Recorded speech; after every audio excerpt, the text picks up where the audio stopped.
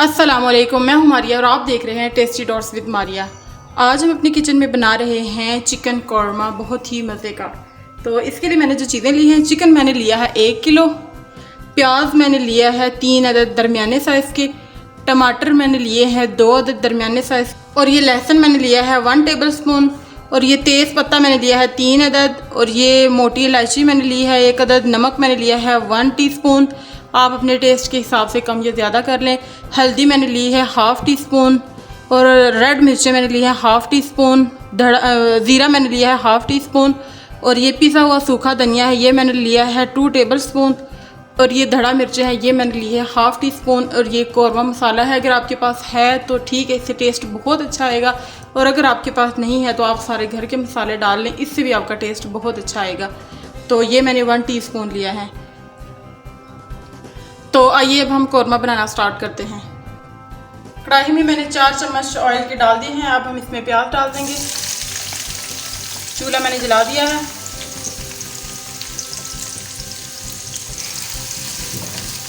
प्याज को आप फ्राई कर लें।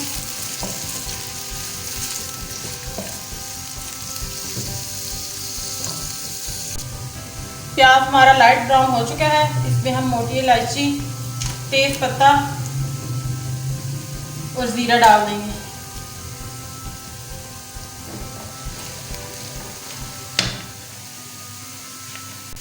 लहसुन को भी प्याज के साथ हम डाल देंगे,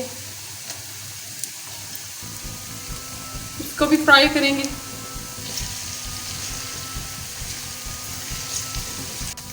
प्याज हमारा फ्राई हो चुका है। अब मैं आपको एक आसान सा तरीका बताती हूँ इसका। आप एक जूसर लें, उसमें प्याज और टमाटर डाल के थोड़ा सा पानी आप उसमें डालें और इसको ग्राइंड कर लें। सबसे आसान तरीका है। आपके घर अचानक से मेहमान आ जाए और आपको खाना बनाना पड़ जाए तो ये बहुत आसान तरीका है। और अगर आपके पास जूसर नहीं है तो आप इसी प्याज में टमाटर डाल के, पानी डाल के, 1 प्याली पानी की डाल के आप इसको हल्की आंच पे दम पे रख दें। तकरीबन 10 से 15 मिनट में ये बिल्कुल गल जाएगा। जैसा हमने ग्राइंड किया है बिल्कुल वैसा हो जाएगा।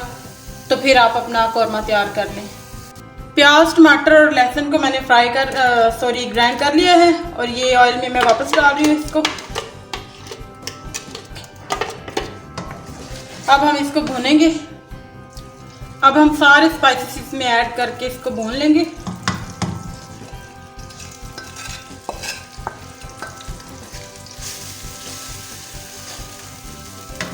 तेज आंच पे इसको भून लें।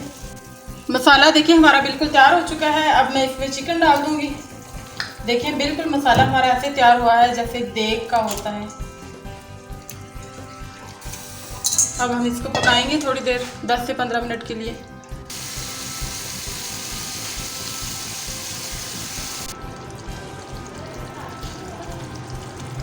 चिकन हमारा देखिए कितना अच्छा बन चुका है। अब मैं इसमें पानी डालूंगी, तकरीबन आधा गिलास आप इसमें पानी का डालें। तो देखें तैयार है हमारा चिकन कौरमा। अब हम चूल्हा बंद कर देंगे और इसके ऊपर हम धनिया और हरी मिर्ची डाल देंगे।